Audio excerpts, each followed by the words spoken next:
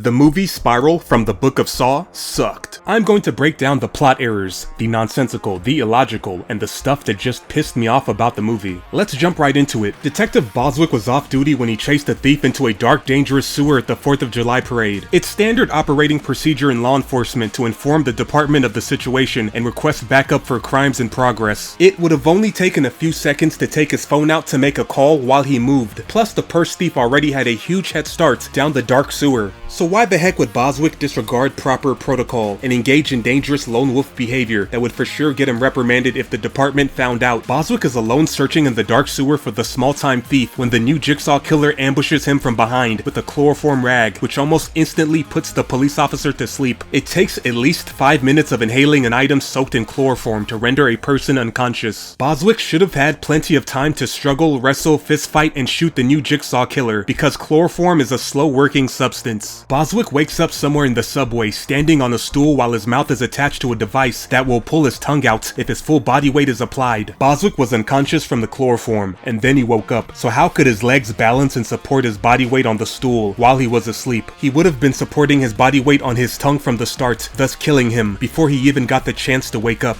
And while we're on the topic of waking up, how did Jigsaw's plan control for the exact time that Boswick woke up and the oncoming subway train's arrival? Jigsaw's pre-recorded message gave Boswick 2 minutes before the train hit, and Jigsaw wasn't there to physically wake him, nor did he have some sort of remote device to shock him awake, so really Boswick could have remained unconscious throughout the entirety of this trap scenario. The killer got lucky, things somehow worked out perfectly. This was a horrible trap. How did Jigsaw get a TV to turn on in the middle of an underground subway? There shouldn't be any power outlets. East Coast metropolitan cities and their subway stations, which is likely this movie's setting, have security cameras everywhere. There's no way a person can walk into a subway station entrance carrying an unconscious body and equipment for a trap they're going to set up without being recorded or noticed by somebody. Time out. I want to quickly thank the kind people that take the time to like and comment on my videos. Your likes and comments really help with the YouTube algorithm and growing the channel. Okay, I just need 10 seconds to quickly advertise my online store to you, then I'll start the video. Check out mebomber.com for the funniest clothing on the internet.